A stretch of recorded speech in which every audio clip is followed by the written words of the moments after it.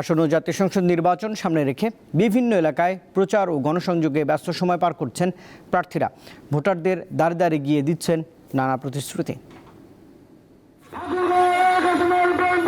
জামায়াতে ইসলামী বাংলাদেশকে আফগানিস্তান বানাতে চায় বলে অভিযোগ করেছেন বিএনপি মহাসচিব মির্জা ফখরুল ইসলাম আলমগীর। সোমবার সকালে ঠাকুরগাঁওয়ে নিজ নির্বাচনী এলাকায় জনসংযোগকালে এ মন্তব্য করেন তিনি। অভিযোগ করেন জামায়াত নারীদের কাজ করতে দিতে চায় না, তারা চায় মেয়েরা যেন ঘরে বসে থাকে।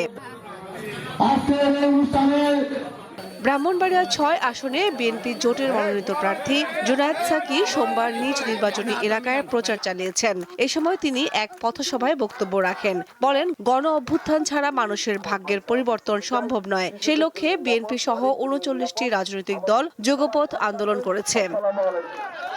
ফ্যামিলি কার্ড ও কৃষক কার্ড না দিয়ে এনটি চাঁদাবাজির কার্ড দেওয়ার পরামর্শ দিয়েছেন এনসিপির মুখ্য সংগঠক হাসনাত আব্দুল্লাহ। দুপুরে দিনাজপুরের পার্বতীপুর উপজেলার শহীদ মিনার চত্বরে ১১ দলীয় জোটের আয়োজনে নির্বাচনী পদযাত্রায় এসব কথা বলেন তিনি।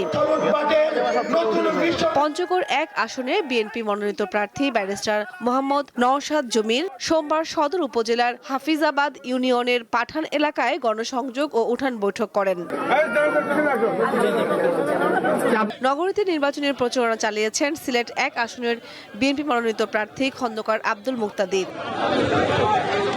আচরণবিধি লঙ্ঘনের অভিযোগে পাবনা ১ আসনের জামায়াত ইসলামের প্রার্থী ব্যারিস্টার নাজিবুর রহমান মোমেনকে কারণ দর্শানোর নোটিশ দেওয়া হয়েছে।